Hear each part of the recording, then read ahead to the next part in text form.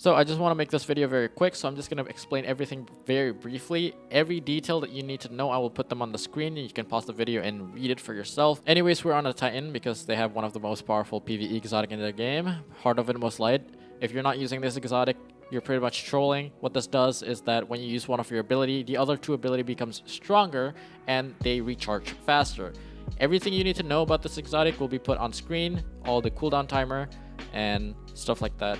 But anyways, we will be using the Sentinel. We are not using the Arc because the Arc lacks survivability, although it does have a slightly better single target DPS. And the reason for this is that this build is actually specialized for GM Nightfalls, master content such as Wellspring dungeons.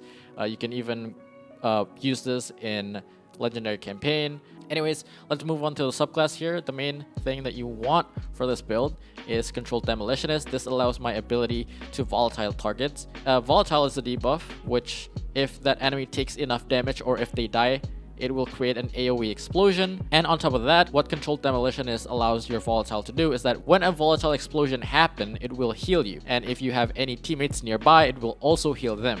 So I'm going to be pairing this with Vortex Grenade. So for example, if I throw this onto a bunch of ads, they will all become volatile. They will all continuously, perpetually heal me through this volatility, because when the volatile explode, it will apply another volatile if they're not already dead, because I keep applying them through my ability. And I'm going to be pairing my Vortex Grenade here with Echo of Undermining, so enemies that are hit by my grenade, aka my Vortex Grenade, will take 15% more damage. They are weakened. I will also be using Echo of Remnants so that my Vortex Grenade will last longer. Additionally, I will also have Echo of Expulsion so that avoid ability final blows cause targets to explode. So the main rotation here is when you throw a Vortex Grenade onto a bunch of ads, they will be weakened, they will be volatile. When one of those ads die, it will create an explosion through volatile and it will create an explosion through Echo of Expulsion, therefore dealing more AoE damage. I will also have the Echo of Instability Fragment. Defeating targets with grenades grants volatile rounds for your void weapons, and I'm going to be pairing that with the Deafening Whisper. If you don't have the Deafening Whisper, the Null Composure or any Void Rapid Fire Frame fusions will do.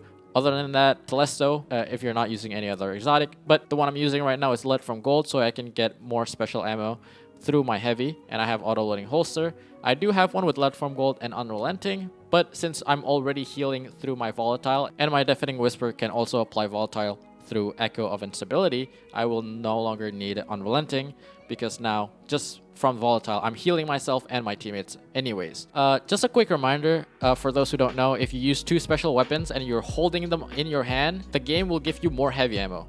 Now, if you need special ammo, you either just rely on Lead from Gold. I have it on my Fusion. I have it on my Deafening Whisper, although I'm not currently using it on my Fusion. Or what you can do is hold on to your heavy weapon. You don't have to use it or anything. You just have to hold it on your hand, and whenever enemies die, they will prioritize special ammo for you to get. I don't know why, it's just the way the game is coded, but if you don't want to use double special, then go ahead, use like a funnel web. You will run out of heavy very quickly though. With that in mind, I am not running any ammo finder mods because they are very bad. You need around 18 kills in order to even get one singular ammo brick that's not even half the same value as a regular brick. So what I have here is Ashes to Assets, which gain bonus super energy on grenade kills. This is one of the most powerful armor mods in the entire game, and since most builds in this day and age is just grenade spam, this mod alone can recharge your super extremely fast. Now, I only have one copy of Ashes to Assets. However, keep in mind that I am also running Ward of Dawn, which is already the fastest recharging super in the game anyways. For stats,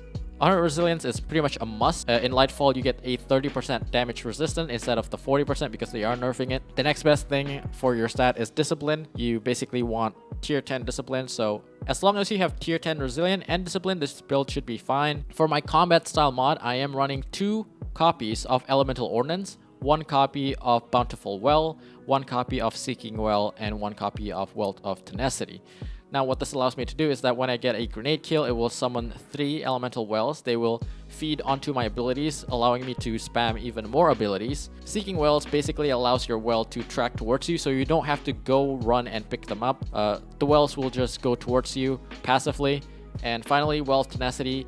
When you grab a Void Elemental Well, it will provide you with a 40% damage resist for 6 seconds. So if you stack that with the 30% that you will get in Lightfall, you're basically invincible. For my melee ability here, we haven't really talked about it, but I'm running shield throw so that I can apply the ×2 to my grenade recharge rate on Heart of Inmost Light much easier than the shield bash. For the other aspect, we haven't really talked about it. We have offensive bulwark here, not because it's good, it's because that bastion just makes your build really bad.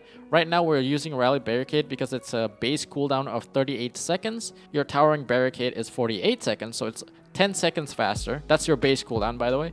But if you're using Bastion, it will turn your class ability, your Barricade, into a 1 minute and 40-second cooldown, which you do not want. The overshield that you get doesn't really matter. It's a 40% health. It doesn't really do anything when you have so much damage resist with so much healing. Now, moving on to the weapons, I have a couple of options here. The first one will be the Riptide. This weapon will be a champion killing machine in Lightfall. If I'm not mistaken, the slow effect will be able to overload champion, and the shatter from freezing a target will be able to stun unstoppable champion. And for anti-barriers, you can just simply freeze them. If you want a simpler option, you can use something like the Wither Horde. What you can do is put the Wither Horde down and then throw your Vortex Grenade. It will pull everything into the Wither Horde with a 15% damage debuff, and also they will be volatile. For my heavy weapon, I am using Parasite. The main purpose of Parasite is to delete champions or any other major targets such as Lucent Hives. And since this is a one-off weapon, I'm not running a Scavenger. I'm running Grenade Launcher Holster just because I don't really want to reload Parasite every time I shoot it. If you're fighting against bosses, Linear Fusion Rifles will always be the better option because they have the higher total damage output.